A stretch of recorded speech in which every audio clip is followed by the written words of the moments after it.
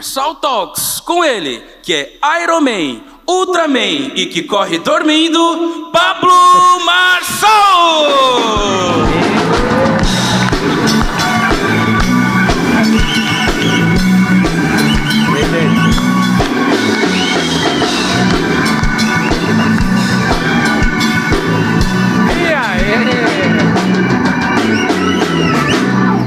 Eu sempre sonhei fazer isso.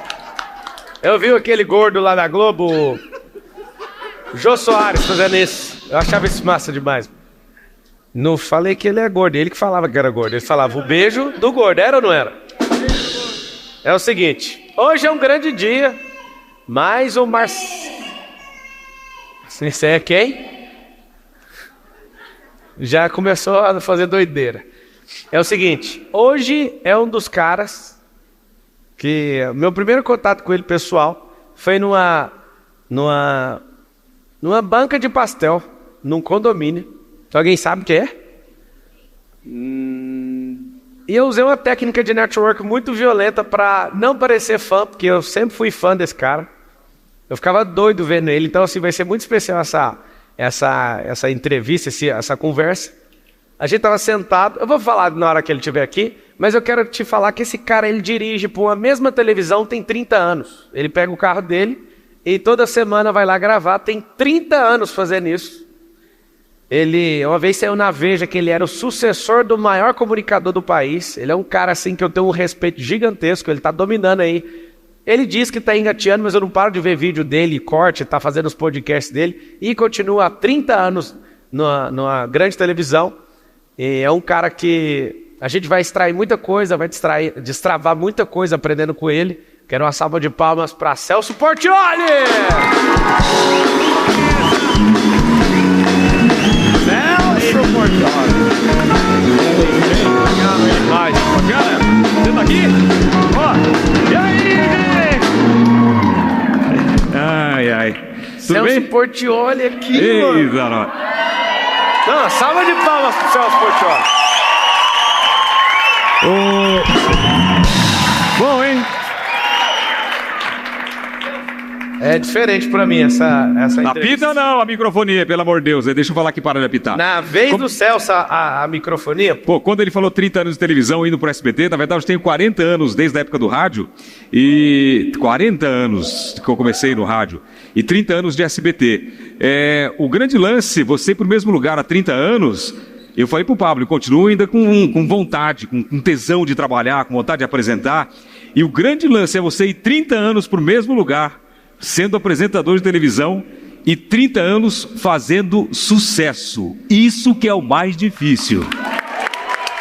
Não é me gabando, não. Não É a verdade. Não, é porque a televisão é um sucesso imediato. Você olha no Ibope, se o povo te rejeitar ou não gostar do programa que você está fazendo, vai aparecer ali na hora. Então, você tem que ter a aprovação do público o tempo todo e em tempo real. Não é uma profissão fácil, por isso que tem poucos, mas é uma coisa que eu amo fazer e eu acho que eu nasci para esse negócio aí. Uma vez na Veja saiu que ele seria o sucessor do Silvio Santos. Verdade. E eu tô esperando essa sucessão desde quando eu era criança. O Celso, para mim, é um dos maiores. Sem brincadeira nenhuma. Pela energia, simpatia, tudo, ele é um dos 5 maiores comunicadores do país hoje. Eu, de verdade, eu ficava esperando, assim, na minha adolescência eu falava, ele vai suceder o Silvio Santos. E aí, cara, minha adolescência passou, eu vou fazer 40 anos, esse cara tá aqui na minha frente, mano. Pois é, mas você tem que lembrar que o Silvio Santos parou e está descansando faz pouco tempo. Faz 1 ano que ele está na casa dele. E eu nunca quis ser o sucessor do Silvio Santos. O que aconteceu foi, numa grande generosidade do Silvio, quando eu comecei... Genialidade. Quando eu comecei, eu era um cara da produção e entrei no lugar da Angélica. Tanto é que a reação do público, quando me viu entrar no programa, eram 250 estudantes esperando a Angélica entrar, e eu entrei para apresentar, eu fui vaiado na primeira apresentação que eu entrei na televisão. Sabe o que é você entrar no palco e 250 alunos te vaiarem? E você ter que fazer o programa? Então, foi muito pesado. O Silvio percebeu que isso poderia acontecer com o público. O que ele fez? A Veja perguntou, e esse menino aí? Ele falou, não, esse aí tem tudo para me suceder. Mas ele estava no auge da carreira dele. Só com essa frase, ele colocou um combustível ali que eu voei igual o foguete do Elon Musk, que veio porque falou, pô, é o cara. Só que depois disso veio o problema, Pablo. Toda a matéria que eu fazia, eu passeando com o meu cachorro, aí aparecia lá, sucessor de Silvio Santos passeia com o cachorro. Aí nascia minha filha, eu fazia uma matéria, época da Caras e tal, aí aparecia lá, o príncipe dos domingos, sucessor do Silvio Santos, é pai. Eu falei, pô, começou a me incomodar ele também. Porque imagine o cara no auge, e alguém querendo aposentar ele através da mídia, e ele sendo dono do negócio, né, e tudo dependia dele, começou a me incomodar. O que eu fiz? Saí da mídia, não dei mais entrevista, não fiz mais foto, virei low profile, fiquei na minha e foi a melhor coisa que eu fiz. Então foi uma questão de respeito ao Silvio Santos e eu sempre deixei claro, quando me perguntavam, não quero ser sucessor do Silvio Santos, porque não existe sucessor para Silvio Santos aqui no país e, na minha opinião, nem no mundo. É o maior comunicador de todos os tempos. Posso fazer um trabalho legal? Posso, mas igual a ele, ninguém vai fazer. E eu que não sou besta de pegar esse lugar. Muito bom. Grande Silvio Santos. A gente tem casa lá em Orlando, a gente ficou umas 2 ou 3 ruas da casa do Silvio, meu vizinho. E aí, meus filhos foram pra lá almoçar um dia, eles têm amizade com os netos do Silvio. E eu falei, mano, vocês viram o Silvio Santos? O Cenoura Bravanel? Aí eles, a gente viu um vovô lá sentado assistindo televisão. Eu falei, cara, você não tá entendendo, você tem que ter reverência para falar do Silvio Santos. É o Silvio Santos. Eles nunca viram televisão, meus filhos. Eles nunca pararam assim, ó. Sabe quem é o que de televisão? William Bonner, eles não sabem quem é. Silvio Santos, eles sabem por causa da amizade, do tanto que eu já falei dele. E eu vi, eu falei, mano, vocês entraram na casa do homem e não pediram o autógrafo. Você não falou assim, meu, aqui, ó. Eu até hoje, Ô Celso, eu não conheço o Silvio pessoalmente. Fico doido para conhecer ele, é uma lenda viva. Isso vai acontecer, eu espero. Amém, vai acontecer. Agora, a primeira vez que eu tive contato com o Celso Portiolli, eu quero contar para vocês uma técnica de network, quando você chegar perto de um famoso. Eu confesso que eu fiquei abalado. Eu entendo quando a pessoa treme quando chega perto de mim hoje, por causa dessa onda de fama de internet. Eu estava sentado, a gente morou, ele ainda mora nessa rua, né? Eu morei na mesma rua que o Celso, e um dia sentado numa banca de pastel, estou sentado, o Celso, pela voz, essa voz dele, ele começou a falar, não é possível que é o Celso Portiolli. Aí eu olho para o lado, era ele. Aí meu coração acelerou, eu com pastel, ele com pastel, e eu falei assim, desculpa, sei que é o César Filho? Aí ele olhou, tipo, não, eu sou o Celso. Aí eu falei, tudo bem, Celso? Aí rolou a conversa ali, foi da hora, o primeiro contato com ele. Só que essa é uma forma de você chegar num famoso e tratar ele como uma pessoa normal. Isso funciona com 100% dos famosos. Então, Miguel, como eu estava falando para você, tem uma história aqui. O cara já pegou o espírito do Léo Lins aqui, ó. Léo Lins estava antes de você aqui. Isso aí tem uma história minha quando eu fui dar um autógrafo, porque, como fala meu nome rápido na televisão, então, Celso Portiolli, muita gente entende Sérgio Portiolli, só que Sérgio é meu irmão, eu tenho um irmão chamado Sérgio. Então o pessoal chega para mim, Sérgio, me dá um autógrafo. Daí eu falo, qual o seu nome? Ela fala Ana, eu pego e escrevo Maria. Daí ela pega e fala assim, mas meu nome não é Maria. Eu falo, nem o meu é Sérgio. Temos mais uma pessoa para se inscrever no stand-up, já percebeu? Já é o 4º humorista aqui que passou aqui hoje. Ô Celso Portiolli, como é que você descobriu que você era comunicador? Cara, uma história muito interessante. Eu fui expulso da escola e na minha cidade não tinha rádio. Eu morava numa cidadezinha muito pequena, chamada Ponta Porã. Eu fui expulso da escola e tive que ir para Curitiba.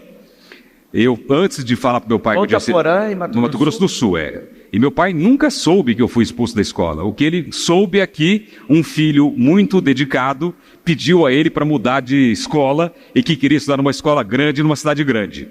Eu nunca contei para meu pai que eu fui expulso. E quando eu fui pegar a minha transferência da escola, a diretora disse para mim, foi a primeira porrada que eu levei na vida. Eu era o cara mais bagunceiro da escola, ela pegou, me entregou o papel e disse assim para mim, não aceitamos retorno de vagabundo.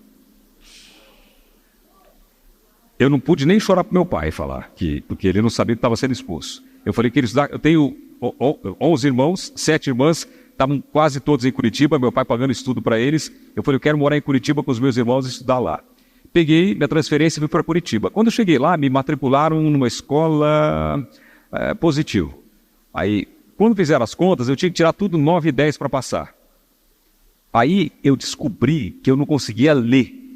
Eu lia e não entendia. Dislexia.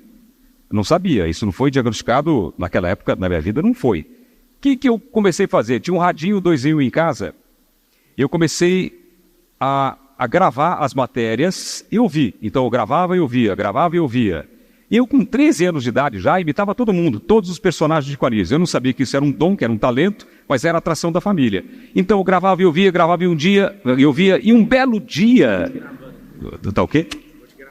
Tá gravando, pessoal, que isso aí é bom, esse é bom. E aí, Meta? Ei, Meta, stop.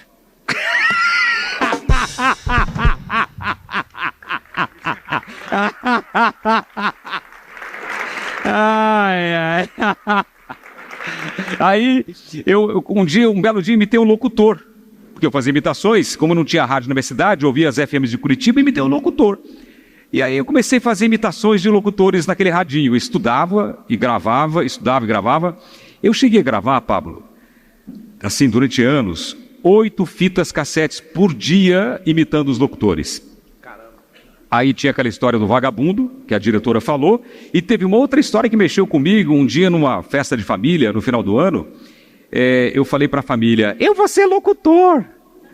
Né? Era novinho, eu tinha 16, 17 anos, aí a família ficava, que locutor, com essa voz vai ser locutor e tal. E eu lembro que eu fui embora chorando do restaurante. Quantos anos? Eu tinha 17 anos.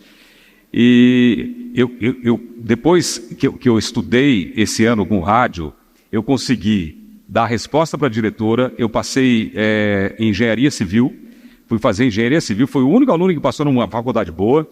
E locutor, quando a família falou, aquela brincadeira de família, aquele bullying que é normal, né? Eu comecei a visitar as rádios de Curitiba. Eu fui em todas as rádios de Curitiba e virei persona não grata. Por quê? Eu entrava na rádio, aquele menininho, e o diretor deixava eu ver o locutor trabalhando. Quando eu vi o cara trabalhar, não sei se vocês já viram o rádio como que é, o DJ, o cara trabalha, opera e faz tudo e tal. Eu ficava perguntando muito, o que você fez agora? Por que você fez isso? Por que fez aquilo? Eu atrapalhava o cara. Então, as rádios, muitas rádios, me colocaram como persona não grata. Não pode entrar. Não pode entrar, esse cara é chato demais. Eu era piolho de rádio. Eu virava Curitiba de ônibus para ir visitar as rádios. Me apaixonei pelo rádio. O que eu fiz quando eu percebi que eu não ia conseguir? Eu baixei um pouco a bola, eu fui numa das rádios mais simples de Curitiba, que era uma rádio que tinha programa de igreja. Cheguei lá para a moça e falei, vocês estão precisando do que aqui na rádio? Ela falou para mim, de telefonista. Telefonista. Eu falei, achou a melhor do bairro. Sou eu. E eu peguei essa vaga. Bravo. E eu peguei essa vaga, então eu anotava pedidos de música. O pessoal ligava, que música você ouvia? Eu passava para o locutor. Aí eu fazia transferência de chamada. Eu passava para o dono da rádio. Né? E quando eu passava para ele, eu dava engrossada na voz. Tudo bem, seu Davi? Uma ligação para o senhor. Daí ele falava, você tem uma voz boa. Falou, muito obrigado. Ele não sabia disso. E eu fiz amizade com o dono da rádio e ele me deu uma oportunidade. Ele falou, cara, você quer fazer locução? Eu falei, eu quero. Ele falou, você tem uma oportunidade comigo. Ele falou, vem fazer o Jornal da Madrugada. Curitiba. Eu falei, hoje eu tenho uma grande oportunidade. Eu peguei, levantei bem cedo, era 4 da manhã, saí de casa a pé, indo para a rádio. Eu falei, hoje eu tenho uma oportunidade. E foi esfriando aquele frio de Curitiba. Quando eu cheguei perto da rádio, falei, hoje tem uma chance. Cara, um frio. Eu cheguei na rádio tremendo, de medo e de frio. E me colocaram, eu lembro até hoje, foi terrível. Me colocaram no estúdio, tinha um locutor profissional, tinha uma locutora profissional, eu no meio, com uma carinha de moleque, com um papelzinho na mão. Entrou a vinheta, Jornal da Rádio Apolo. E aí a moça leu a notícia muito bem, o locutor também todo impostado, e veio para mim. Quando veio para mim, gelou tudo, eu comecei a ler. E não sei o que, não sei o que, não sei o que. Eu enrosquei numa palavra, vicissitude, que eu nunca tinha lido na minha vida. Mas e fiquei, que a pessoa escreve essa palavra? Sei lá. E estava lá, eu fiquei Me apelidaram de Cascavel, pra você ter ideia. Cara, de novo eu fui embora chorando da rádio. Bullying. Falei, cara, não é pra mim, eu não vou conseguir. Aí o que eu fiz? Eu fui pra casa, porque eu nunca tinha lido um jornal. Eu ficava imitando os locutores, né? Agora você vai ouvir a música tal. Fazia locução de rádio, de FM. Comecei a ler notícia, comecei a narrar esporte, comecei a fazer chamadas de rádio. Esse negócio de enroscar é tão grave na minha cabeça até hoje, esse trauma. Olha só, que domingo agora eu fui fazer uma chamada de jornalismo, eu enrosquei numa palavra. Me veio um filme do meu começo de novo. Só que eu estava ao vivo com a cara na televisão. Eu fui falar, não sai, ó. Eu fui falar caricaturista. Só que era assim, humorista, desenhista, não sai, ó. E não saiu. Eu lembrei do meu começo, falei, meu Deus, eu tenho que manter a calma. Daí eu comecei, caricaturista, falei devagar e saiu, porque eu estava ao vivo. Mas para você ver como que aquele trauma até hoje me incomoda. Quando tem que ler uma notícia, me remete àquele trauma daquele momento. Coloca aí no painel de LED uma grande solução para o Celso Portiolli, é o método IP. Ele vai desbloquear. O Celso Portiolli vai desbloquear esse trauma. Interessante que todo bloqueio tem intimidade com o propósito. Você chegou nisso, aconteceu isso e você é um dos maiores comunicadores que nós temos da nossa geração. Você sabe que essa história é interessante sobre comunicar. O meu filho, ele tem descalculia e dislexia. Minha filha também. E aí, hoje tem um pouco mais de recurso, foram investigar de onde veio o problema. Mas de onde é o problema, né? Quem é que tem problema cognitivo? E eu fiz alguns testes. A conclusão da profissional falou para mim, ela falou, eu não sei como você chegou aonde você chegou. Uma pessoa que não tem nenhuma dificuldade cognitiva, tinha que se esforçar de 0 a 10, teria que se esforçar 10. Você teve que se esforçar 100. Uau. Só por causa da minha paixão pelo rádio. Eu gravava de 8 a 10 fitas por dia a minha vida inteira. Eu deixei de gravar e de treinar em casa microfone não faz muito tempo. Eu nunca fiquei distante de um microfone. Então, estava em casa sem fazer nada, ia para o microfone, vi um locutor que eu gosto, tentava fazer uma locução parecida com a dele. Assisti uma televisão, via a Hebe Camargo vendendo, tentava vender igual a Hebe Camargo. Eu sempre disse que os grandes foram os meus professores, eu nunca precisei pagar nada, porque eu aprendi olhando e treinando. Então, quando ela falou isso para mim, cara, eu fiquei emocionado. Eu falei, pô, eu sei o tanto que eu lutei, eu sei o tanto que eu ralei, o tanto de não que eu recebi, o tanto de teste que eu fiz e reprovei. Quantas vezes o diretor olhava na minha cara e falava assim, você é sem sal, você não vai a lugar nenhum. E eu não desisti, mas pelo meu amor à comunicação. E agora chegar numa televisão, trabalhar com o Silvio Santos, ser elogiado pelo Silvio Santos, receber programa que o Silvio Santos fez, ganhar programa do Silvio Santos, ele falando o seguinte, se você fizer esse programa melhor que eu te dou esse programa. E eu ganhei o programa. Vamos falar, não é uma loucura isso? Né? Quem foi seu maior fracasso na televisão? Meu maior fracasso na televisão foi um fracasso anunciado. Eu fazia, não faz muito tempo não, eu fazia Domingo Legal das 11 às 3. Televisão tem um segredo, televisão é inércia. Se você pegar bem, você vai, mesmo se você cair, você acaba tendo uma média boa. Pegou com 11, entregou com 9, você vai dar média 10. Se você pegar com 1, para você alavancar, se não tiver alteração na grade da concorrência, é difícil as pessoas migrarem de canal. Então, televisão é uma guerra estratégica. É bastante interessante isso. E o Silvio Santos me chamou e falou, ô Portiolli. Ele me chama de Portiolli. E diz que se ele falar 6 vezes seu nome, danou. Ele, ô Portiolli, ô Portiolli. É Portiolli, eu contei 3. Falei, tem que parar aí.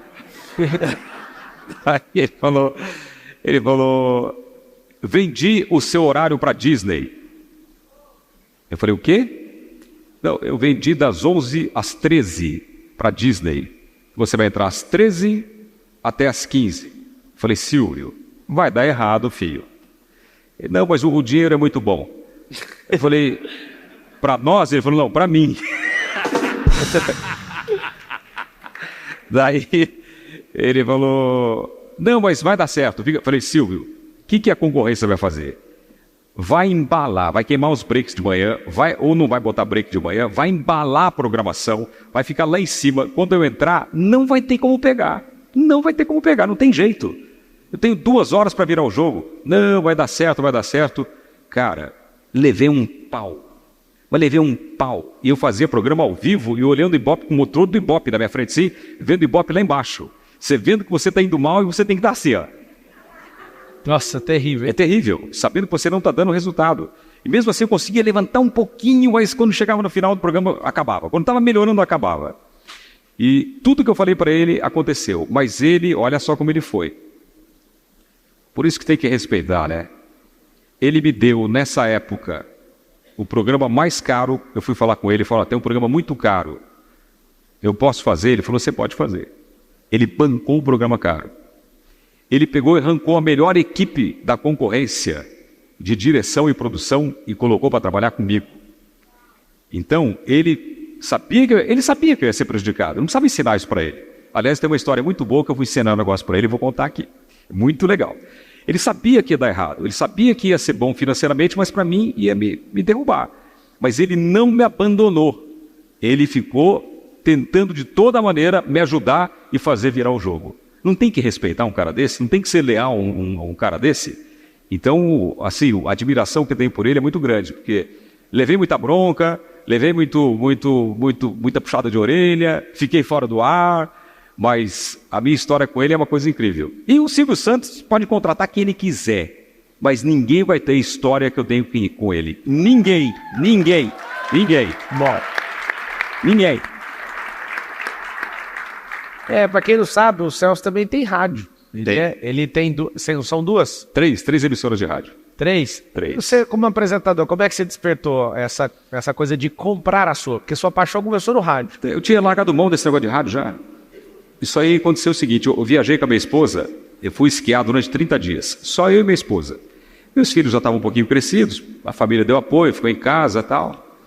E quando eu voltei, meu filho tinha 5 anos. 5 anos. E eu voltei ele imitando o Pica-Pau. Eu olhei igualzinho. De repente ele fez a voz de um desenho. Cara, eu me vi nele. Falei, eu fazia imitações. Ele está fazendo imitações. E fez outra voz. Ele faz uma voz do Batman. Ele faz uma voz grave. Que o locutor da Globo Padrão, que é Dirceu Rabelo, que ficou meu amigo agora, um grande amigo meu, ficou passado com a voz dele. Falou, você tem que investir nesse menino. O que ele consegue fazer é um negócio impressionante, mas ele não quer saber. Aí eu comprei, pintou naquele dia uma emissora de rádio para comprar. Eu falei, meu filho vai trabalhar em rádio, vou comprar uma rádio para ele.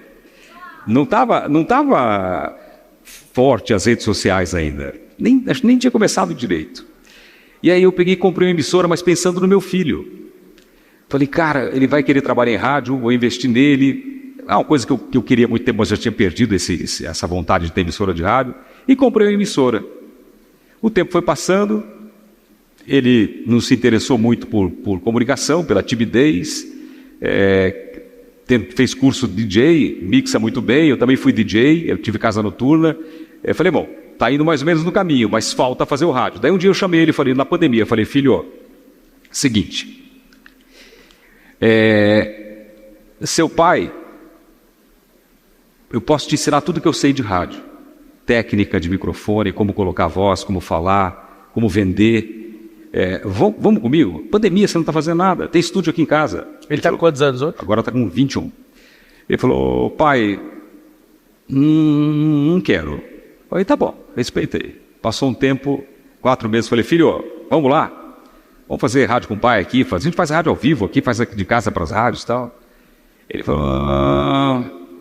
Coloquei ele lá na frente do microfone, saí, falei, fica sozinho aí, fala o que você quiser. Deixei o computador gravando, olha o que a timidez faz, né? Voltei, quando eu voltei, entrei, ele estava olhando para o microfone, olhando para o computador, e não tinha gravado nada no track, nada. Ele não tinha conseguido falar nada, travado. Não, insisti, falei, vamos de novo. Ele ficou meio assim, falou, não quero, pai, não consigo. Aí ele teve que gravar um vídeo, depois, nos 6 meses, gravar um vídeo para a faculdade para se apresentar. Ele teve que se apresentar.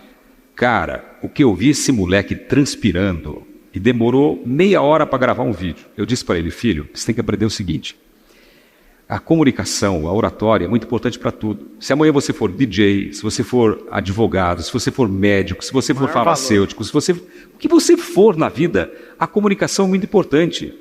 Eu garanto para você que destrava. O seu pai era travado, o seu pai não conseguia falar. Eu estou falando aí há 40 anos, eu fui aprendendo. Vai na minha, destrava. Agora começou, está fazendo fono, está gravando umas coisinhas, eu acho que ainda vai decolar. Na minha opinião, tarde, porque eu acho que com 17 anos eu já fazia programa em primeiro lugar em rádio. Então, eu tenho uma história do primeiro lugar na rádio. Posso contar? Pode. Eu quando eu queria trabalhar em Curitiba, eu não consegui, né? Comecei no rádio lá, perdi e fui embora para Uberaba fazer jornalismo. Primeiro dia que eu cheguei em Uberaba, vou resumir tudo, hein, gente? Cheguei em Uberaba para fazer a matrícula na faculdade, no shopping da frente do ponto de ônibus, assim, tinha uma pesquisa. Quem é quem no rádio de Uberaba? Ao destino. Eu entrei na fila, quando o cara foi me perguntar, eu perguntei para ele, quem que é quem no rádio de Uberaba? Ele falou, por quê? Ele falou, não, porque eu era locutor da Antena 1 de Curitiba. Dei aquela queimada, menti. Ele falou, é mesmo, é? Eu falei, agora eu vou morar aqui, fazer jornalismo e tal. Ele falou, você era locutor lá? Quer trabalhar aqui? Eu falei, eu quero. Ele falou, aqui tem 2 rádios, uma gravada e uma ao vivo. Eu falei, quero na gravada, que eu nunca tinha feito, né? Ele falou, então vou te levar lá. Fui lá, fiz um teste e passei. Então passei no rádio, primeiro do que a matrícula da faculdade. E comecei e virei um sucesso. E olha que sacada, eu era muito novo. Cara, eu explodi. Eu guardava dinheiro em caixa de sapato. Eu comecei a fazer festa em colégio, eu botava 1.200 pessoas em colégio, fechava o colégio com segurança, rachava com a escola, fazia noite da paquera e comecei a ganhar muito dinheiro. E comecei a ficar muito famoso na região. Onde eu ia era recorde de público. O que eu saquei muito novo? Que eu não era um nome do rádio, eu era um produto. Aí eu peguei e tracei um plano. Eu falei, eu quero chegar em São Paulo antes dos 21 anos de idade. Botei a meta e desenhei no papel, fiz certinho. Falei, daqui eu vou para tal lugar, daqui eu vou para tal lugar. Antes dos 21 anos eu chego em São Paulo. Aí eu comecei minha luta. Quando deu minhas férias de Uberaba, eu fui lá para Curitiba e fui de novo ligando para as rádios. Precisa de locutor? Precisa de locutor? Precisa de locutor? Não. Aí a rodoviária era pertinho da Rádio Caiobá. Eu liguei nessa emissora de rádio e falei, era a segunda colocada. Precisa de locutor? O cara falou, precisa. Ele falou, você pode fazer um teste? Eu falei, posso. Peguei minha mochila, falei, vou levar um pau, e vou para a rodoviária e vou embora para Uberaba, no busão. Cheguei lá, fiz um teste, gravei um monte de coisa, a Cláudia Raia estava lá, foi a primeira atriz que eu entrevistei na vida, mandaram entrevistar num teste a Cláudia Raia, entrevistei a Cláudia Raia, ele falou, você pode esperar até amanhã? Ela não era tão famosa, não era? Ela estava no auge, eu tremi na base, engoli seco para fazer a entrevista. Aí ele falou, você pode esperar até amanhã que eu vou falar com o diretor da rádio? Eu falei, bam, né? Eu falei, posso. Fui lá na rodoviária, troquei minha passagem, voltei para casa da minha irmã. No outro dia ele me ligou, você pode vir aqui? Fui lá. Ele falou, seguinte, aprovamos o seu teste. Era um lugar que eu tinha uma vontade de trabalhar, porque eu fui né, humilhado lá. Aí ele falou, aprovamos o seu teste, você vai fazer das 2 às 7 da tarde, horário nobre. Aqui nessa mesa, você já fez ao vivo? Eu de novo, já! Nunca tinha feito ao vivo. Aí me ofereceu uma graninha legal. Cara, eu entrei no busão, fui para Uberaba. Em uma semana eu larguei faculdade, larguei namorada, larguei República, larguei meus shows, larguei tudo e piquei a mula para Curitiba. Estava no meu plano, larguei tudo para trás e fui lá para Curitiba. Cheguei lá, eu fui chorando a viagem inteira, mais pela namorada. O primeiro programa que eu fiz era uma foto dela do meu lado, fazendo programa. Entrei no ar, antes de sair eu falei assim pro cara, antes de sair, né, que ele falou que eu passei, eu falei assim para ele, aqui nessas picapes aqui eu vou mixar. Tinha um programa chamado Ritmos de Embalo. Ele achou meio estranho já, né? Falou, cara metido. Ele falou, pois é, a rádio está em segundo lugar há 7 anos. Eu falei, se eu vier para cá, a rádio vai para primeiro lugar. Você falou? Falei. O cara falou, que cara metido. Depois ele falou para mim que torceu para eu não voltar. Eu voltei. Cheguei lá, comecei a fazer programa, comecei a mixar. E nessa rádio não podia falar nome. Era proibido falar nome. Então você entrava, falava, Caiobá, você liga, é só sucesso. Desanunciava as músicas. Eles me permitiram, no intervalo comercial, conversar com os ouvintes. Então eu começava a conversar com a dona, Maria, tudo bem? Dava risada, brincava, tal. Ela pediu uma música, já vou tocar música, tal. E eu comecei a mixar naquelas picapes, falar com os ouvintes. Primeiro mês, a rádio empatou com a primeira colocada. O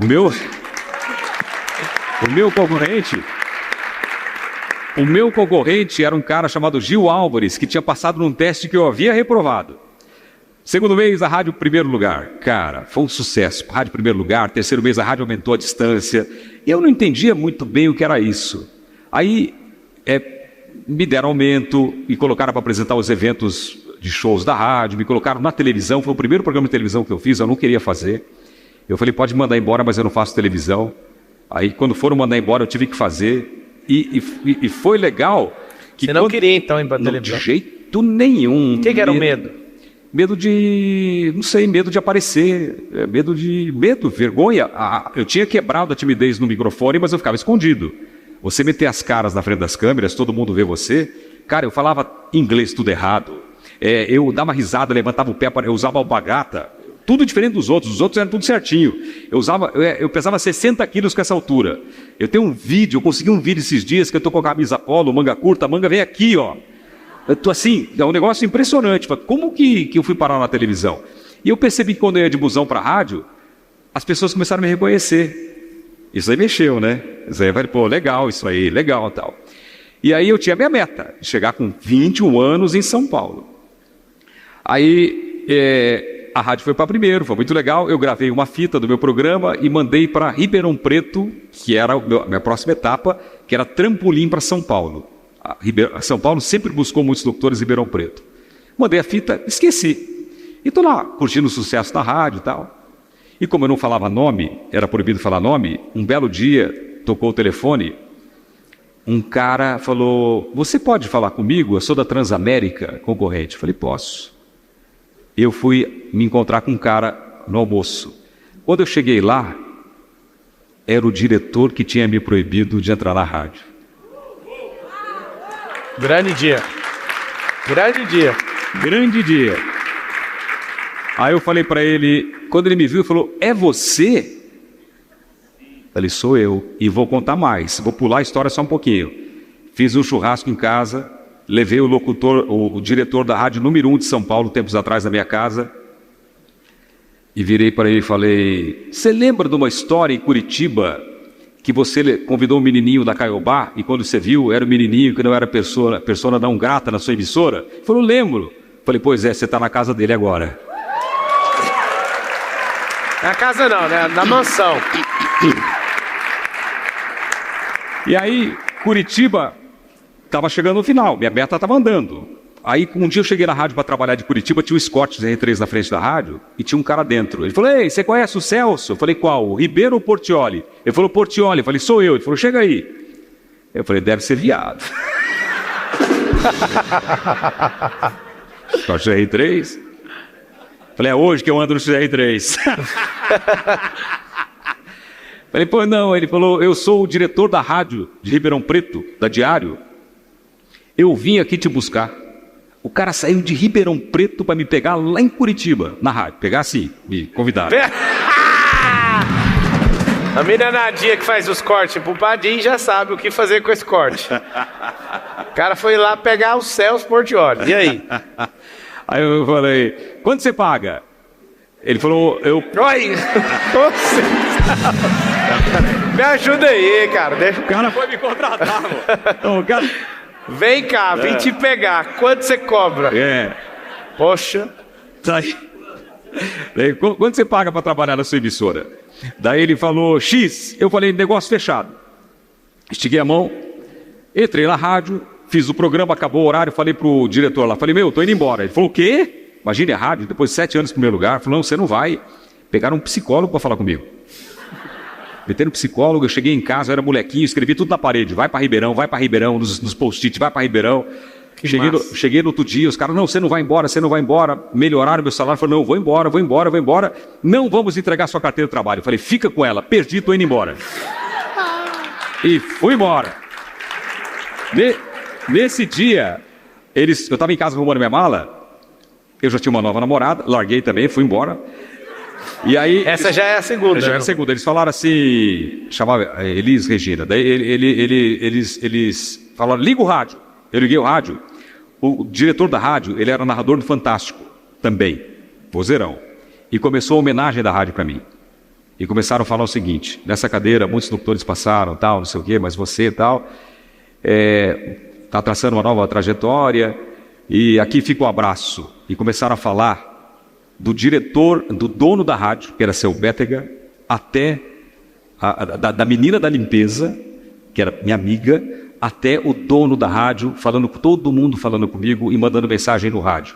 E tinha uma música que eu pedia para tocar, que era La Isla Bonita de Madonna. E os caras, não, essa música não pode tocar ainda, não é de trabalho, tem que tocar Like a Prayer, Like a Prayer. Pô, mas essa música é bonita, eu gostava dessa música. E não deixavam tocar. Aí no final da mensagem falaram assim: essa música é para você. E tocaram La Isla Bonita. A partir daquele dia, a música passou a ser a mais pedida de Curitiba. A música explodiu em Curitiba. Então, você queria que tocasse, ninguém deixava. Todo lugar que eu vou que toca La Isla Bonita, parece que tem um sinal. Eu fui com a minha mãe para Israel, o restaurante estava fechado. Acha a música aí pra gente tocar ela. Vou derrubar você você vai botar só corte ou vou botar inteiro? No YouTube vão derrubar, não põe não. Não, a gente conhece o YouTube lá, dá pra fazer sem derrubar. Coloca a música dele. La Isla Bonita. Aí, eu saí de Curitiba e o Cabrini foi fazer a minha história aos 3 anos. Eu não queria fazer. Falei, Cabrini, você não vai conseguir contar minha história, é muito grande. Quando eles terminaram o material, eles tiveram que jogar 1h30 boa fora. Uma pena, né? Colocaram 1h50 no ar, 1h40 no ar. Porém, o depoimento que ele recebeu dessa rádio de Curitiba foi que depois que eu saí, a rádio demorou mais de 20 anos para voltar ao primeiro lugar. Caramba. Eu tinha só 17 anos quando eu fui locutor dessa emissora de rádio. Então, um negócio que me deixou orgulhoso depois de muito tempo. E eu não parei por aí. Aí eu fui para... Posso continuar falando? Pode. Essa música mesmo? Deixa eu ver. Does not a say.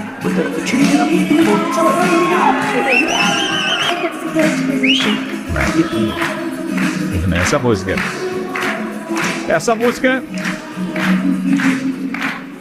Essa música todo mundo conhece, não conhece? Todo mundo conhece essa música aí.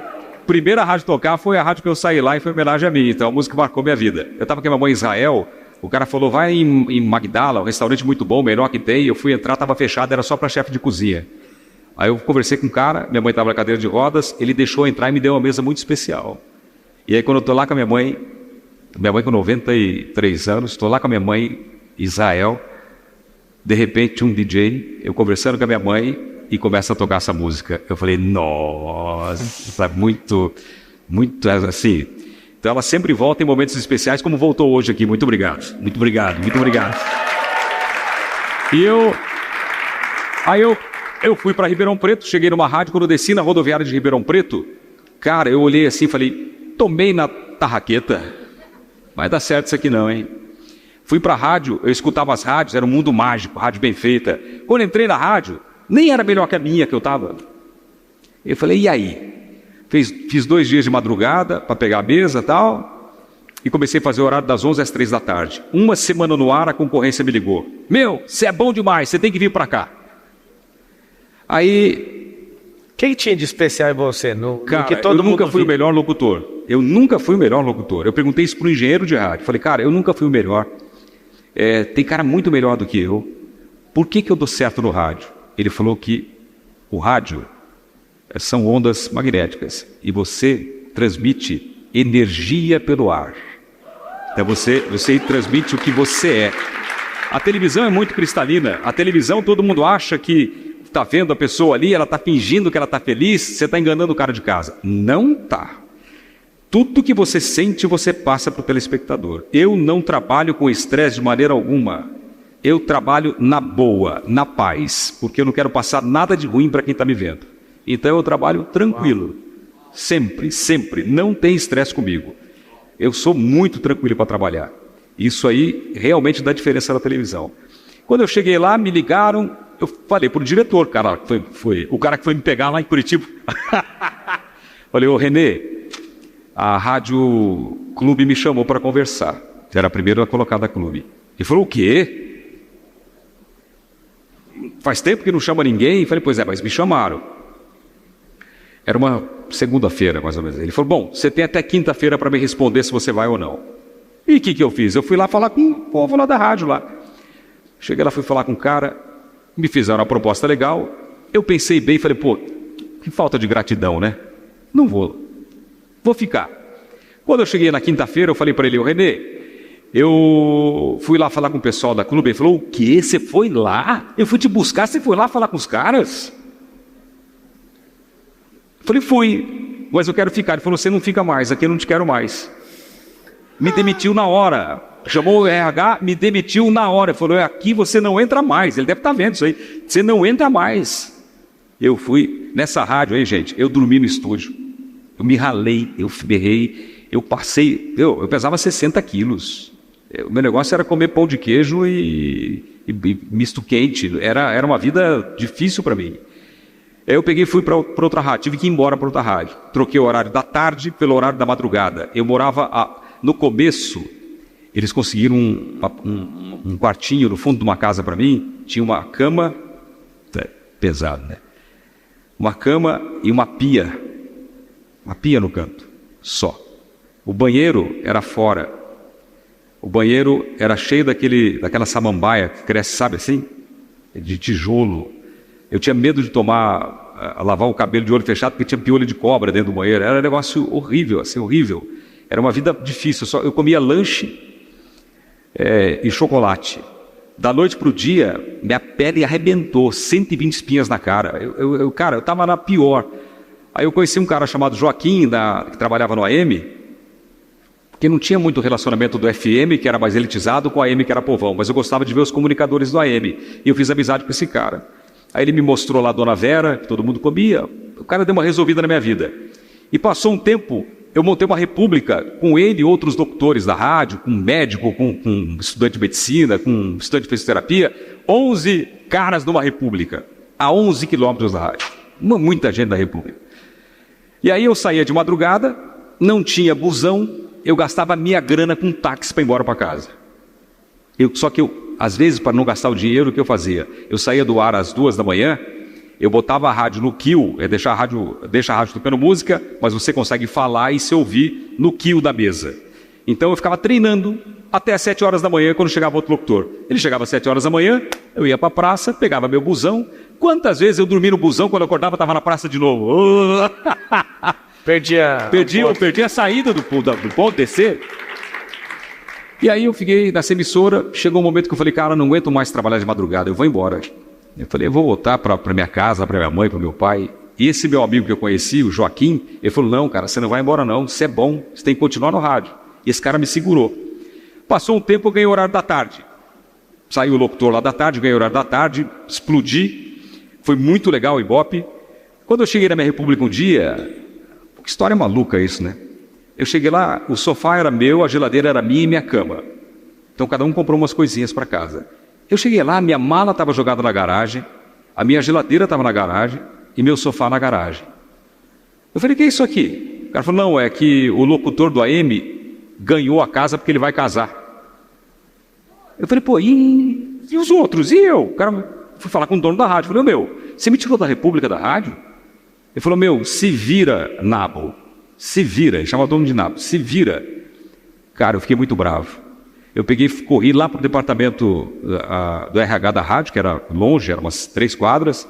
Cheguei lá, sentei na máquina para bater a minha demissão. Veio o dono da rádio arrancar a carta.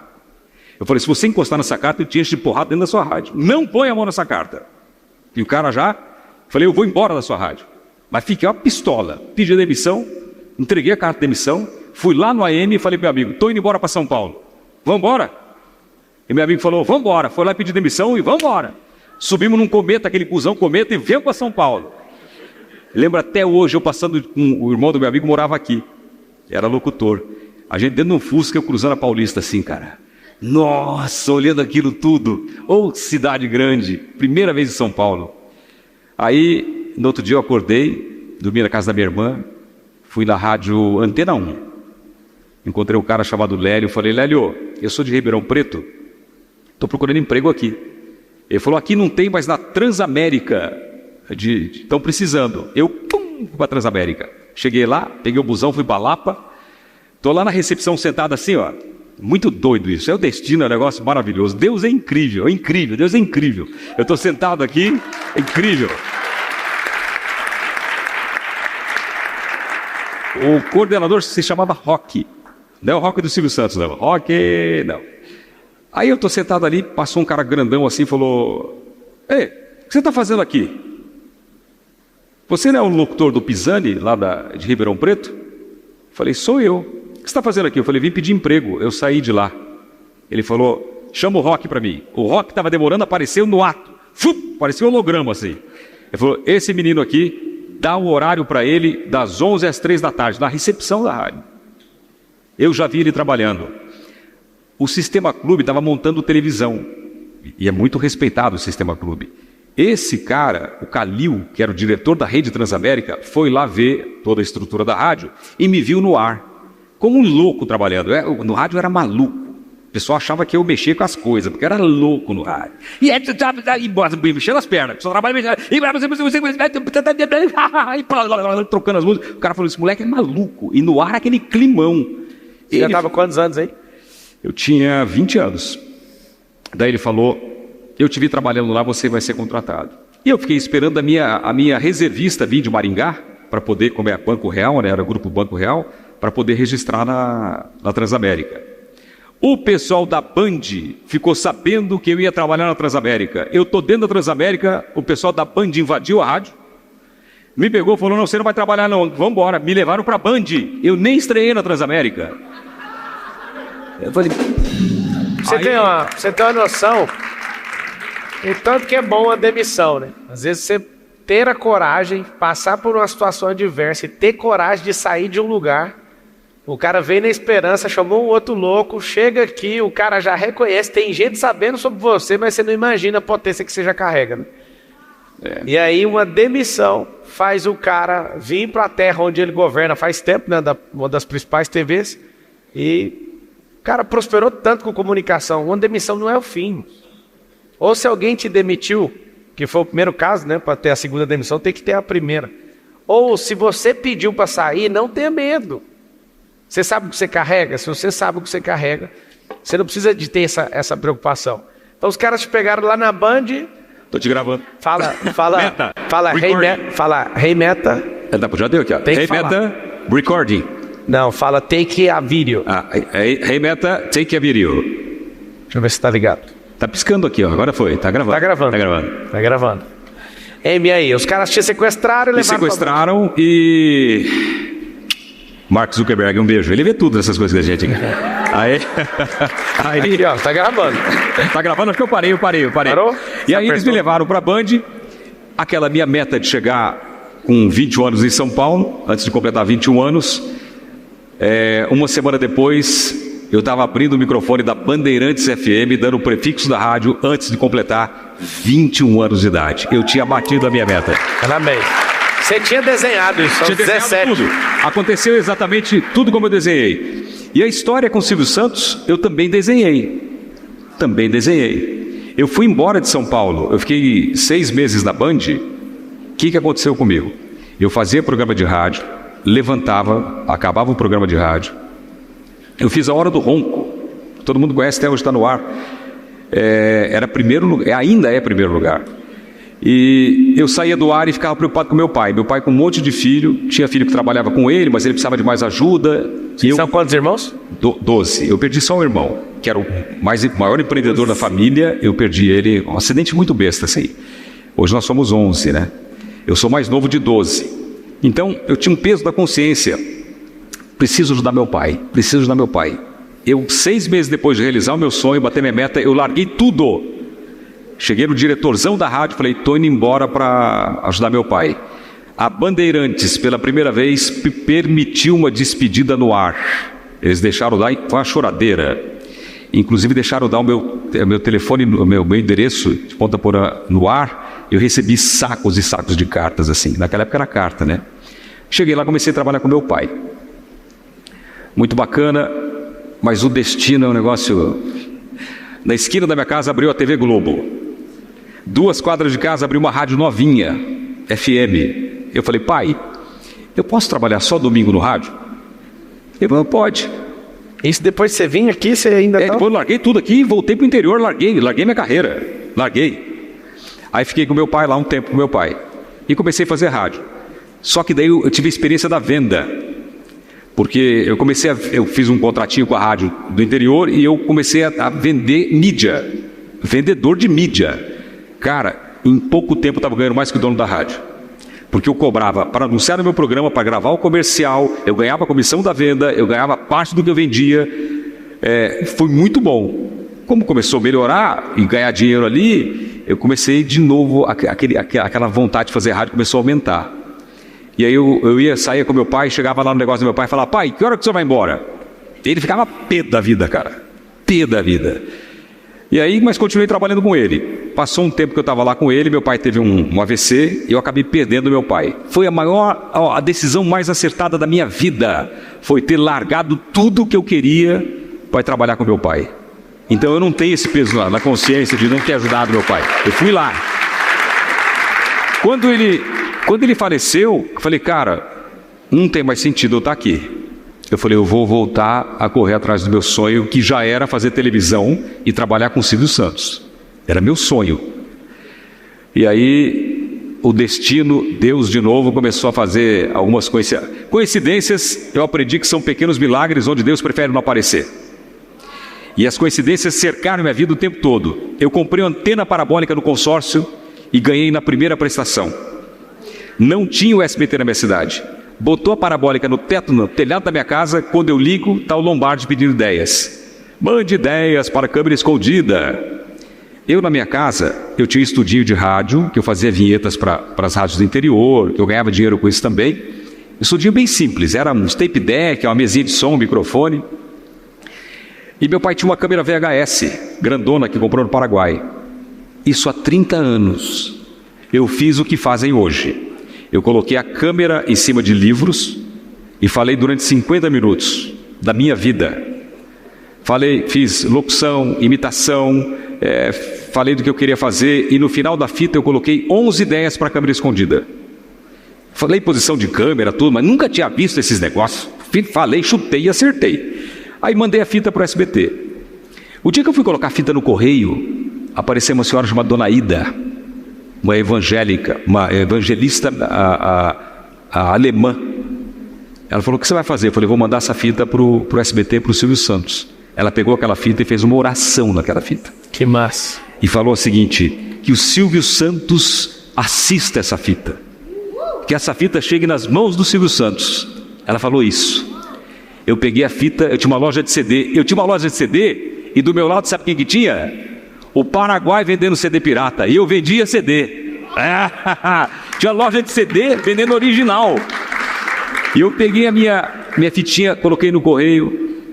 Deu uma semana, meu telefone tocou. Você que mandou as ideias e tal. Coloquei meu telefone na fita. Eu tenho a fita até hoje. Eu peguei a fita da SBT para mim, né? É minha? Boa. Aí me ligaram. Você tem mais ideias? A gente paga. Eu falei, não, eu quero trabalhar aí. Nem que seja para segurar aquelas cartolinas. Eu falei, eu quero trabalhar aí, me dá uma chance. Eu queria ir embora de lá. O cara, não, a gente só quer ideia e tal. Olha qual é o meu destino. Lembra daquele meu amigo, falei que virou um grande amigo meu, o Joaquim, um cara que colocou sapato pela primeira vez aos 11 anos de idade. Colocou os dentes aos 30. Um cara que era da roça e que virou meu grande amigo, que veio para São Paulo comigo. Quando eu fui embora, ele voltou para morar com a família dele também, porque ele trabalhava aqui para sustentar 2 filhos lá. Esse cara... Deus, é um negócio... Esse cara, ele estava trabalhando no SBT sem eu saber. E estava trabalhando com Silvio Santos. Ele passou ao lado do diretor e do Silvio, e o Silvio perguntou, as cartas estão chegando para a câmera escondida? Com as ideias? E o diretor falou, olha, chegou uma fita de um rapaz aí, que ele mandou boas ideias, ele quer ser apresentador de televisão, tem uma boa aparência, e o Silvio falou, mas qual que é o nome do rapaz? E o cara falou, Celso Portiolli. O meu amigo estava do lado. Ouviu e falou, peraí, esse cara é meu amigo. Esse cara é meu amigo do rádio. Você tem o contato dele? O cara falou, tenho. Me ligou. Quando ele me ligou, falei, alô, como que você tá? Como que tá Ribeirão Preto? Ele falou, não estou em Ribeirão Preto. Eu estou trabalhando no SBT com o Silvio Santos. Você mandou uma fita para cá? Falei, mandei. Falou, você tem cópia? Eu tinha a cópia. Cara precavido e preparado vale por 10. Eu mandei a fita para ele, ele pegou a fita, chegou no Silvio Santos e falou o seguinte, Silvio, a fita que o diretor falou do rapaz que quer ser apresentador, é essa aqui, ele é meu amigo. Entregou para o Silvio. Nesse meio tempo, olha como esse cara foi importante é importante na minha vida. Ele organizou com o diretor para que eu recebesse o dinheiro das mãos do Silvio Santos. Aí ele organizou e eu vim para São Paulo, 16 horas de busão, com aquele terno de Didi Mocó, sabe Didi Mocó, aquele ternão assim, peguei o que eu tinha, vim para cá, e eu vim receber o dinheiro do Silvio. Cara, minha mão minava a água. Antes disso, e antes de ganhar a parabólica, teve uma passagem muito forte, que eu sonhei. Eu estava com os meus amigos numa chácara do meu pai, depois que ele havia falecido, e eu sonhei e levantei e falei com meus amigos assim, cara, eu sonhei com o Silvio Santos, que ele tinha me dado uma chance, e foi assim, bebeu, louco, né? Uma semana depois eu sonhei de novo, e falei para minha mãe, mãe, é um sonho diferente, eu sonhei que o Silvio Santos me deu uma chance assim, assim, assim. Ela falou, vai lá, vai no show de calouros. Falei, você besta? Falei, não, tem coragem. Quando eu vim para São Paulo receber a grana dele, aconteceu exatamente como eu sonhei. Eu fui entender agora, estudando a Bíblia, que isso é uma revelação na sua vida, revelação em sonhos. E aconteceu exatamente como eu sonhei. E nesse dia, Pablo, foi uma negociação muito legal que eu fiz com ele. Ele acabou de gravar, eu recebi meu dinheirinho das ideias e tal. Ele veio falar comigo fora do ar, atrás das câmeras. Ele falou assim para mim, a primeira frase que eu vi do Silvio Santos na vida foi, você é amigo do Joaquim? Eu falei, sou amigo do Joaquim. O que você faz? Eu falei, eu sou vereador. Eu era vereador. Eu tenho uma loja de CD, eu tenho uma casa noturna, eu dirijo 2 emissoras de rádio. Ele falou, quanto você ganha? Eu falei, eu ganho R$ 2.500 por mês. Ele falou, você ganha muito, a televisão não paga bem. Eu te ofereço R$500 para trabalhar aqui. Você quer? Eu estiquei a mão e falei, negócio fechado. Ele falou, mas por que você está trocando 2.500 por 500? Eu falei, o meu sonho é trabalhar com você aqui no SBT. Aí ele falou, ele apertou a minha mão e falou, então vamos trabalhar. Quando eu fui sair do estúdio para falar com o diretor, ele me chamou pelo nome. Ô Celso, fala com Hélio Chiari. Falei, beleza. Aí começou a minha luta, porque eu era vereador. Então, semana sim, semana não, eu viajava 16 horas de ônibus para ir, 16 horas de ônibus para voltar, 16 horas de ônibus para ir, 16 horas de ônibus para voltar. E minha vida ficou nessa história de voltar para Ponta Porã de ônibus. Semana sim, semana não. No ônibus eu escrevia as ideias para a câmera escondida. O meu papel era criar a câmera escondida. Até hoje eu tenho ideia de câmera escondida. Aqui nesse auditório eu poderia fazer uma grande sacanagem com vocês, que já pensei umas 3 ideias aqui. Que dá para fazer. Então, minha cabeça virou câmera escondida. Então toda semana tinha uma ideia minha no ar. E eu tinha um papel que dificultava, que eu tinha que ler as cartas, eu tinha que ver as fitas, e eu não podia copiar a ideia daqui e nem ideia das fitas. Porque as fitas o pessoal sabia, e copiar a ideia de carta daria problema jurídico. Então eu tinha que criar coisas inéditas. Cara, isso aí deixou minha cabeça trabalhando como um louco, assim. E aquela vontade. Aí, rapidamente, eu passei para produção, rapidamente eu passei para direção. Já pensou em dar treinamento? Treinamento? É? Não, eu nunca pensei. Você acha que leva? Eu tô deixando você falar para pegar esse cheiro seu dessa... Jequiti. Boa. Tá falando um tubarão e um baby shark aqui, né? Eu tô sentindo até um baby shark perto do Portiolli. Você acredita que você tem tudo a ver com o ensino? É mesmo? Você tem tudo a ver com o ensino, e eu vejo você, assim como aquela senhora orou na fita, eu acho que hoje é um grande dia da sua vida. É mesmo? Que bom.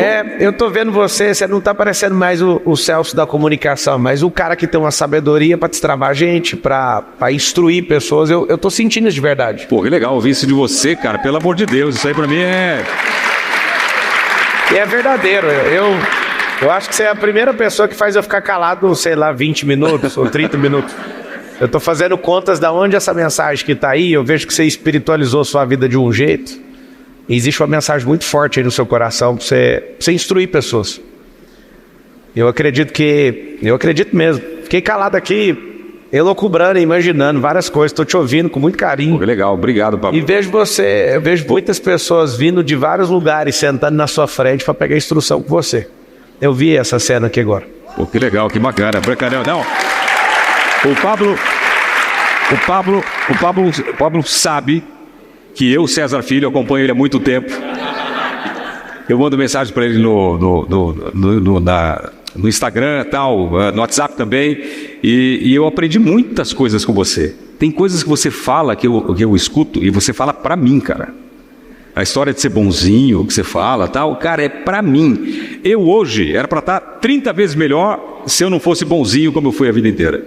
Uau. Se eu tivesse tido um cara do meu lado para me orientar melhor, para deixar de ser bonzinho, eu estaria no lugar hoje. Não reclamo do lugar que eu tô, não reclamo, mas eu estaria assim 100 vezes melhor, 100 vezes, mas sem dúvida nenhuma, porque o meu grande defeito, eu sei o meu defeito, eu sei das minhas qualidades, mas o meu grande defeito sempre foi ser bonzinho. Isso é uma coisa que eu tenho lutado sempre, diariamente, para poder mudar isso também. Vou te ajudar nisso aí. Boa. Um dia que eu assustei com a mensagem sua, assustei mesmo. Pessoal, o Celso de vez em quando vem, ele sempre me manda alguns vídeos assim, até ideias, ele fala, olha isso aqui, a gente troca ideia e tal. Mas o dia que você me respondeu, tamo junto até depois do fim. Aquele dia que você respondeu desse jeito, eu mostrei para algumas pessoas, eu falei, o Celso tá na frequência. O Celso tá numa frequência aqui, ele tá acompanhando esse rolê, eu acho que e você não acompanha nada se você não estiver na frequência. Você falou sobre magnetismo e sobre essa energia sua no ar. Não no ar da TV, mas em qualquer atmosfera, né? A transmissão é feita pelo ar. Se você não suporta aquela frequência, você nem entende aquilo. Então, acho que daquele dia, algo diferente despertou dentro de mim, de observar você diferente. Aí eu vi você ali no podcast, saindo fora de TV, não deixando a TV, mas transbordando a televisão, né? Pro lado de fora da TV. Eu de verdade imagino que é o novo tempo do Celso Portiolli. Acho que alguém vai falar assim, foi um dia num palco com um caipira lá de Goiás. Eu vejo que você tem uma sabedoria absurda e eu acredito também que tudo não é nada por acaso, tudo tem um propósito. Esse negócio de você ter sido bonzinho é para cumprir uma fase. E na hora que você teve essa percepção de, peraí, já chega. O já chega preciso virar a chave, preciso mudar de fase. Eu quero te perguntar sobre isso. Tem uma caixa que você vai pegar daqui a pouco, eu quero respostas rápidas. Eu quero te fazer uma pergunta muito simples. O que você acha, fora a comunicação, você pode ensinar para as pessoas? Que você fala assim, ó, eu posso ensinar isso aqui com rapidez, com simplicidade para as pessoas. Eu posso ensinar resiliência. Eu posso ensinar que, pelos momentos difíceis que você está passando agora, se você continuar caminhando com fé, com determinação e observando os sinais que a vida vai te dar, você pode chegar aonde você quiser. O grande lance é não desistir. Quando a gente erra, todo arremesso que a gente não tenta, já errou. Né? E se você não desistir e continuar, é o meu caso, eu sofri no SBT, não foi só alegrias não, eu sofri no SBT e sofri calado, quieto, e continuei.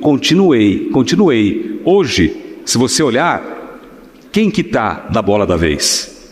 Sou eu, porque eu esperei o momento certo, eu engoli o sapo, engoli a lagoa, mas eu continuei. Então eu sou a prova viva de resiliência, perseverança, de saber o momento certo, de bater o pé, de brigar, de não errar a hora de dar o golpe. A gente pode ver o Bambam. O Bambam errou 2 golpes no Popó, levou 4. Então o golpe tem que dar na hora certa. E às vezes você tem que recuar 2 passos para dar 50 para frente. Eu sou exemplo vivo disso. Resiliência. E se eu contar a minha história, aqui eu estou contando assim, pincelado. A minha história dá um filme. Dá um filme assim de tanta coisa que eu passei e tantos momentos difíceis que eu soube, com estratégia e com inteligência, me livrar. Me livrar, tanto que eu tô aí. Você pega rede social, eu tô lá. Você pega podcast, eu tô lá. Você pega vídeo, canal de criança para renovar o público, eu tô lá. Eu tô na televisão, incomodando Você a tem Globo. livro? Incomodando a Globo, vai ver se pode, né? Com 56 anos na cara, incomodando os caras ali. Então, cara... A Jequiti é bom mesmo, porque o cara não tem 56 anos, né? Você olha na lata dele, não tem 56. Não, e Jequiti, desculpa, mas eu sou o perfume mais vendido da Jequiti, tá? Desculpa. Você é brabo. Eu quero um dia te ajudar a fazer esse filme, fazer seu livro e fazer essa parte sua educacional que eu sei que você vai explodir. Pô, Pablo, conto com você. Você sabe que eu sou um cara, eu te admiro muito. Acho que essa história de meme que tudo virou com você de meme, que você explodiu, você hypou na onda. Olha aquilo ali, mano. Cadê? É o Matheus Ceará? É o Matheus Ceará mostrando a bunda aqui, mano. Eu não sabia que tinha virado viado. Virou? É o mais doido que eu já vi até hoje. Tá igual o Ronaldinho Gaúcho num rolê aleatório aí. Celso, pega na caixa, tem uma caixa secreta atrás de você. Você não veja o negócio. Na hora que você pegar, lê e rebate rápido. Só não pense. Pegar aqui? Peguei. Lê e responde no impulso, vai. A coisa mais louca que já te pediram. O que é a coisa mais louca que pediram pro Celso Portiolli? Selecionou demais. Pensou em 3 pessoas. Não. Necessidade de aprovação. A coisa... Não é. Cara, nunca pediram nada louco demais pra mim, não é? Não, eu não sei. O Cariani tava mais cedo, o que pediram pra ele foi me engravida. Ninguém nunca falou loucura pra você? Que coisa mais louca. Eu quero achar uma coisa bem louca mesmo. Eu acho que a coisa mais louca foi nudes pra mim que pediram. Nudes, é a coisa mais louca. Como que eu vou mandar? O outro aqui de graça mostrou a bunda aqui, ó. Matheus Ceará. Não, pra mí nunca pediram nada, eu não sei se é respeito, eu não sei se cria uma barreira, se as pessoas têm vergonha, mas pra mim nunca. Cara, eu nunca, o pessoal fala, nossa, você é bonitão, a mulherada, nunca, não tenho sex appeal, nunca, sou de boa. Aí o cara fala, você é a cara do Jim Carrey, eu vou pros Estados Unidos, ninguém me pede autógrafo como Jim Carrey, então, acho que tem essas coisas assim, o povo acha uma coisa, pensa uma coisa, mas comigo não acontece, não tem essas coisas loucas de pedir pra mim. Isso é frequência, é porque você não tá emitindo essa frequência. Vai pra próxima. Vamos ver se a próxima eu consigo achar uma coisa. Vai lá. A maior conquista. Qual foi a maior conquista? Minha maior conquista foi a minha família. Minha família é a minha maior conquista. Minha então esposa... olha pra aquela câmera e manda uma mensagem romântica pra sua esposa. O meu amor que tá comigo há 33 anos. Ela começou comigo na época das vacas magras, lutou por mim, a minha mulher que me conquistou. É uma história muito bonita de amor. E eu tenho certeza, eu não vou voltar para debaixo da ponte, mas se um dia acontecer, a única mulher que estará ao meu lado é a minha esposa, e junto com os meus filhos. Ela é incrível. Te amo, meu amor.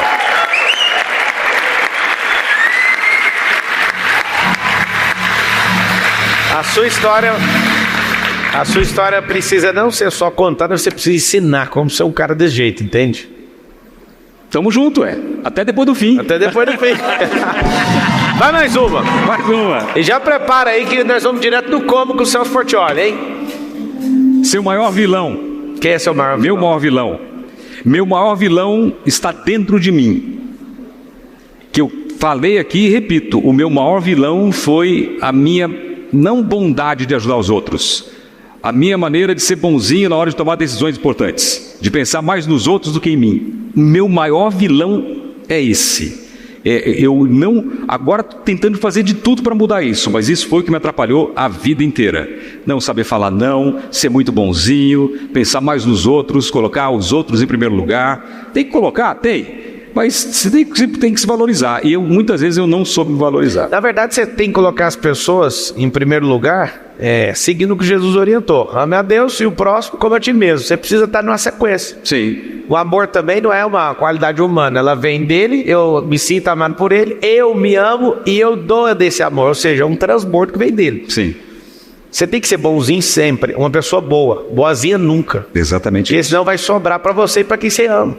Uma vez eu levei uma bronca do Silvio Santos, que fazia cada sessão premiada, com a pirâmide premiada, e tinha os números lá, e eu era super rigoroso com isso, só eu sabia onde estava, que eu não queria que vazasse, e aí eu era super honesto com isso, sempre fui, cuidava disso, foi um pedido meu para a televisão, não quero que ninguém saiba, só eu sei, e a moça participou, era um prêmio de R$10 mil, isso há muitos anos atrás, era um excelente prêmio, e a moça, quero o número 3, falei, pensa bem, número 3, vou mudar, número 5, eu falei, olha, tem que pensar bem, hein? Ela falou número 7, falei, vamos abrir o número 7, ganhou R$10 mil. Eu induzi ao ganho. Tocou o telefone do switcher. Silvio Santos quer falar com você. O Silvio Santos estava assistindo na hora, perdendo R$10 mil. Eu engrossei a voz e falei, alô? Aí ele falou, ô Portioli, você não pode fazer bondade com o chapéu dos outros. Ele falou, aqui não é igreja para você fazer caridade. Você tem que ser justo. Nem bonzinho, nem malzinho, justo. Se você dá 10 mil no seu programa e ajuda a ganhar 10 mil, eu sou obrigado sempre a ajudar a pessoa a ganhar R$1 milhão no meu programa. Então seja justo. Tanto é que até hoje, se alguém vai no meu programa, faz gracinha de soprar, de ajudar, eu viro bicho. Não permito. Pode ser um game de brincadeira, de torta na cara. Não pode ter nada fora do que é justo. Nem bonzinho e nem malzinho. Aprendi com ele, foi numa porrada, mas eu aprendi. Justo. Ele fica o tempo inteiro na TV assistindo tudo. Fica. Ih, tem tanta história com ele. Um dia tem muita história boa com ele. Brigas homéricas, discussões. Ele já te demitiu? Ele não me demitiu, mas ele me deixou em casa muito tempo ganhando sem trabalhar. Um dia eu cheguei para ele e falei, Silvio, eu tinha gravado 13 pilotos num programa. Aí eu fui falar com o diretor, era o Lacê, que era da Globo, tinha ido do SBT. Eu falei, Lacê, eu quero trabalhar. Ele falou, fica tranquilo, a gente vai te enrolar, pedir mais um roteiro, você grava e vamos te enrolando. Deu 2 minutos a secretária, seu Silvio quer falar com você. Eu desci lá, o Silvio, oi, como vai, tudo bem? Faça mais um roteiro para mim. O cara falou que vão me enrolar. Deu uma fita na minha mão, falou, veja essa ideia. E eu falei, Silvio, 13 pilotos você não põe no ar. E aí? Faz o seguinte, você vai precisar de mim? Ele falou, por enquanto não. Eu falei, então me manda embora. Ele falou, não, eu te pago muito bem, tem contrato. Ou você fica em casa recebendo, ou grava o piloto. Eu falei, você não colocou a terceira opção aí? Eu falei, qual? Ele falou, em setembro, sei lá, um pouco para frente, eu estreio em outra emissora. Eu vou romper o contrato. Rapaz, pensa no homem brabo. Quando eu falei que ia romper contrato com ele, primeiro que não precisa de contrato, é só na palavra. Mas quando eu falei que ia romper um contrato com ele, esse homem ficou bravo demais. E levantou e começou a dar dedo na minha cara e saiu. Ele ficou tão assim que ele saiu do camarim, foi pro corredor no meio de todo mundo e a briga foi lá para fora. E aí começou, daí ele falou para mim, não, porque você está tomando remédio antes da doença. Eu falei, Silvio, você tem um império. Falei, se você parar de trabalhar, a sua família, suas filhas não vão passar necessidade, eu estou começando na televisão, você está me deixando fora do ar, meu contrato vai vencer, se eu parar de trabalhar, artista fora do ar não vale nada. Falei, como que eu vou fazer para sustentar minha família? Eu preciso trabalhar. Não, daí ele falou assim, o que você vai fazer da vida? Eu falei, Silvio, enquanto eu tiver isso aqui, eu não passo fome. Se eu for vendedor de panela, eu vou ser o melhor vendedor de panela do Brasil. E outra coisa, eu vou seguir seus passos. Quando você saiu da Globo e montou o seu canal, você cresceu demais. Eu vou sair daqui, eu vou copiar todas as suas ideias. Eu vou para outro canal. E o pau foi. E foi daí quando ele falou, não, você está nervoso, vai tomar um café que eu vou gravar um programa e já volto. A gente conversa daqui a pouco. Quando eu virei as costas, foi mais longo ainda, foi um negócio assim, aí quando eu virei as costas, o segurança que estava do lado falou, rapaz, eu já te admirava, agora muito mais, hein?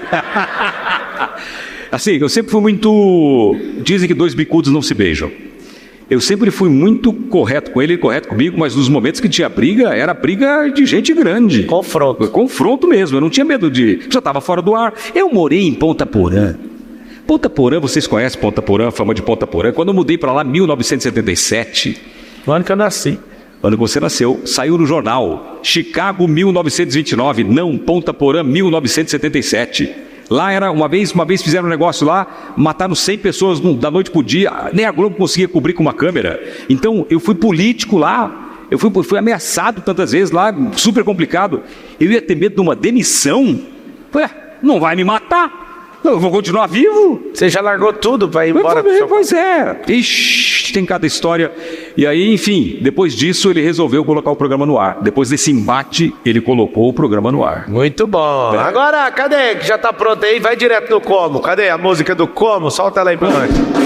Aê!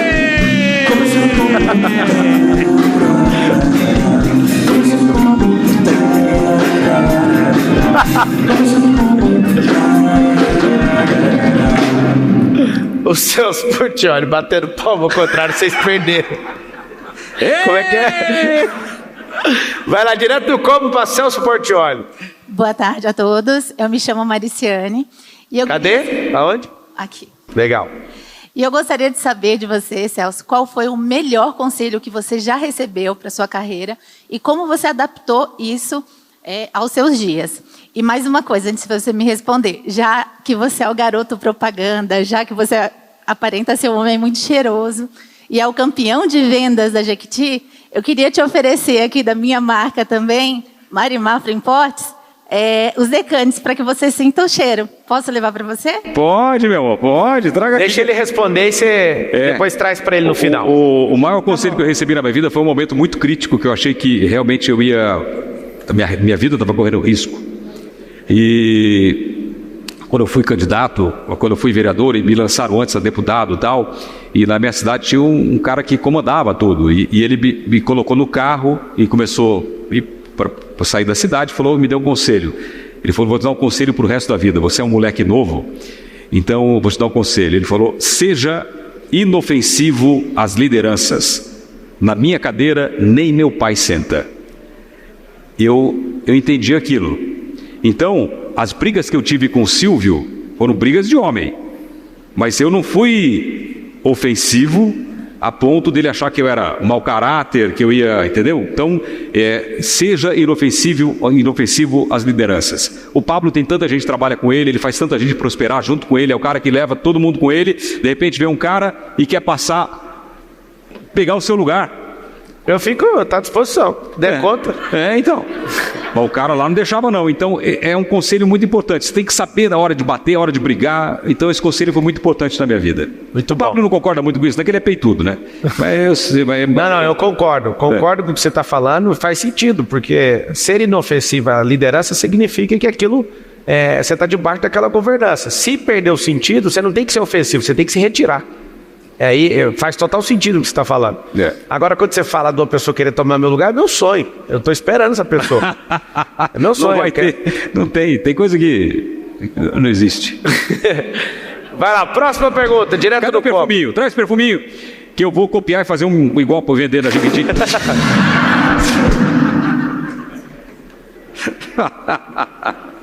É perfume seu, Você trabalha com isso? Muito obrigado. É bom que você já mexeu, ele você veio tremendo. Já está misturado aqui. Vai lá, próxima pergunta para Celso Portiolli. Boa tarde, Celso. Boa tarde, Pablo. Fábio Pestana. Celso, uma pergunta para ti. Nos momentos difíceis, como você encarou ter que deixar os seus meninos, a sua família, para encarar a sua profissão, ter que viajar aí e tudo? Não teve muito isso, eu tive sorte, eu fui um cara privilegiado. Toda vez que nascia um filho meu, o Silvio Santos me tirava do ar. Uma coincidência louca da vida. E um dia eu agradeci a ele. Falei, você fez uma coisa boa para mim. Porque nascia um filho meu, eu estava fora do ar. Então eu curti muito o crescimento dos meus filhos. Teve uma época tão doida que eu cheguei para ele e falei, você precisa de mim? Ele falou, não. Falei, então fazer o seguinte, tem programa para mim nos próximos anos? Não tem programa. Posso ir nos Estados Unidos dar inglês? Ele falou, você quer ir nos Estados Unidos dar inglês? Pode. Eu falei, mas você continua me pagando? Ele falou, continuo. Eu fui morar 8 meses nos Estados Unidos e ele me pagando salário e eu morando lá de boa com os meus filhos e estudando inglês. Quando eu voltei, ele me chamou lá e falou assim, aprendeu a falar inglês? Eu falei, não.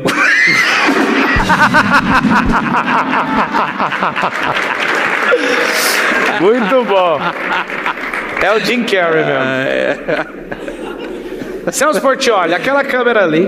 Pois não. Tem 8 bilhões de pessoas que vão assistir uma mensagem que queima no seu coração. Então, transmita esse fogo, transmita essa mensagem aí. E toda a humanidade, entre os vivos e racionais dessa geração, eles vão ouvir essa mensagem de Celso Portiolli. O que é que queima nesse coração aí? Que é o quê? O que queima nesse coração? Qual que é a mensagem que você tem para a humanidade? Cara, o que queima no meu coração é uma vontade de dar certo na vida que não se apaga. As pessoas que me olham de fora, me veem na posição que eu estou, podem achar que isso é muito legal, que é um sucesso bacana e que eu estou satisfeito com isso. Eu não estou. Eu sou um cara que não paro. Eu no meu carro, vindo para cá, eu estava fechando 2 negócios. 2 novos negócios na minha vida. Eu tenho uma chama aqui dentro que eu não quero parar nunca. Nem de fazer televisão, nem de fazer rede social e nem de empreender. Eu cheguei aqui, estava conversando com as pessoas, estava dando ideias para empreender. Tem um negócio seu que eu quero falar com você, que eu quero te ajudar também, que eu posso te ajudar muito, que eu quero empreender. Então essa chama de você poder crescer e levar pessoas com você está aqui dentro de mim. E é isso que você tem que ter. É isso aí que eu quero falar com você. Vou fazer isso aqui bomba! Junto com você. Você sabe que a sua imagem é uma das melhores imagens que tem do país, né? Sim, é verdade. De confiança. Na verdade, eu sinto inveja de você. De verdade. Não, você não tem inveja, não. Não, eu vou te falar que eu tenho. Só que eu não tenho o que fazer, não dá pra consertar mais. Né? Esse negócio de polêmica, de meme e tudo. Eu queria ter a imagem sua, de um bom garoto. Eu tenho essa imagem. A minha rejeição é muito pequena. A minha rejeição é mínima. Só que eu queria minha conta. Eu queria meu patrimônio. Eu não queria trocar. Se tiver que trocar tudo, eu estou satisfeito. O que tudo acontece? tem ônus e bônus. Tem ônus e o bônus. Inclusive, essa seguradora aí, que provavelmente você vai ver o Portiolli envolvido com a gente também, que é um grande negócio que o mineiro construiu, que é o nosso presidente Kennedy, é uma seguradora sem preconceito. Então você faz seguro em 5 minutos, carro rebaixado de leilão, a gente não tem ciúme do seu carro. Ou achamos ou pagamos. Se der errado aí o rolê, eu tenho um prazer. Um aluno meu fez o seguro, o Celso, e aí ele mandou mensagem: eu quero o carro. Eu falei: calma, é 30 dias para pagar. E aí a gente vai e acha o carro. E engraçado, você que não sabe do que está por trás do seguro, geralmente a gente pode passar a lei dos 30, vai lá e paga para a pessoa o carro e acaba achando por causa da tecnologia que a gente usa. Né? A gente ama mexer com isso e a maioria dos carros que a gente acaba pagando por não achar, depois de pagar, a gente acha o carro. E não sei se você sabe, não adianta, aí a gente não devolve o carro mais, porque já te pagou, né? Aí a gente vai lá e cria outro procedimento para o carro. Então, você que quer fazer renda, você que quer produzir, você que quer fazer o que uma professora faz aí, que deixou de dar aula por 10 mil, ganhando 2.400, começar em poucas semanas a ganhar 10 mil por mês, você acessa aí love.com.br, olha no Instagram também, você pode participar disso com a gente, fechou? Boa. É o seguinte, esse é Celso Portiolli, provavelmente, Celso, as pessoas vão nos ver juntos, que eu tenho um carinho muito especial, eu vi algo poderoso em você, eu quero que você me conte comigo, eu quero ser servo nessa transição sua aí, que eu vejo que você vai ser um cara muito forte no ensino. Pô, legal, muito obrigado por você ter vindo. Uma salva de palmas para Celso Portiolli.